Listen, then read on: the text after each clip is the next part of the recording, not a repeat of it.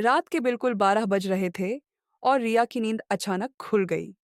उसका phone bed side table पर पड़ा वाइब्रेट हो रहा था। स्क्रीन पर सिर्फ एक चीज लिखी थी, अननोन कॉलर।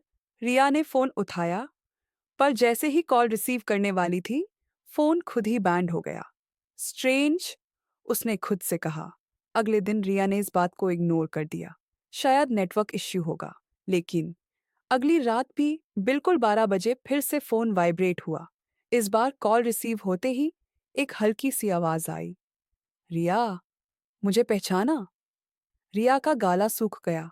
ये आवाज उसके लिए अनजानी नहीं थी। कौन हो तुम? उसने कांपते हुए पूछा। दूसरी तरफ से बस इतना कहा गया, मैं आरव हूं। Phone cut. रिया का हाथ कांप रहा था।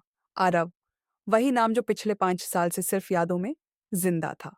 आरव, रिया का बेस्ट फ्रेंड। वही लड़का जो कॉलेज के बाद एक रात अचानक गायब हो गया था। पुलिस केस बना, सर्च हुई, लेकिन आरव कभी नहीं मिला। और आज उसकी आवाज फोन पर। रिया ने तुरंत कॉल हिस्ट्री चेक की। कोई रिकॉर्ड नहीं, जैसे कॉल आई ही ना हो। उस रात रिया सो नहीं पाई। तीसरी रात 12 बजे, इस बार रिया पहले से रेडी थी। फोन हाथ में पकड़ के बैठी थी। कॉल आई। तुम जिंदा हो? रिया ने सीधा पूछ लिया। दूसरी तरफ से थोड़ी देर खामोशी रही। फिर आवाज आई, मैं जिंदा हूं, पर तुम्हारे लिए नहीं। मतलब? रिया की आवाज भर्रा गई।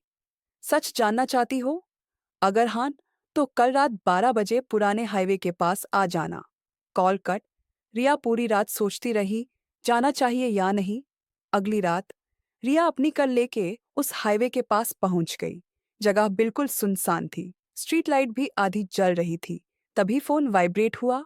मैसेज, पीछे मुड़ो। रिया ने जैसे ही पीछे देखा, एक लड़का अंधेरे से बाहर आया। वही चेहरा, वही आंखें, आराव।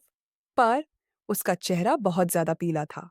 आंखों के नीचे गहरे काले दाग। तुम सच में हो? रिया ने धीरे से कहा। आराव मुस्कुराया, लेकिन उसकी स्माइल अजीब थी। मैं हूं, पर जिस दिन मैं गायब हुआ था, उसी दिन मैं वापस भी आ गया था। यह क्या कह रहे हो? रिया घबरा गई। आरव ने रोड की तरफ इशारा किया। उस रात एक्सीडेंट के बाद मुझे किसी ने मदद नहीं की। लोग गुजरते रहे, लेकिन किसी ने नहीं रोका। रिया की आंखों में आंसू आ गए। तो फोन कॉल्स? आरव ने धीरे से कहा। कुछ सच ऐसे होते हैं जो सिर्फ रात में ही सुनाई देते हैं। अचानक हवा तेज चलने लगी। स्ट्रीट लाइट बैंड हो गई। रिया ने जब दोबारा देखा, आरव वहां नहीं था। सिर्फ फोन पर एक लास्ट मैसेज, यह मेरी आखिरी कॉल थी। अगली सुबह न्यूज में एक खबर चली, 5 साल पुराना मिसिंग केस सॉल्व। आरव का एक्सीडेंट स्पॉट मिला।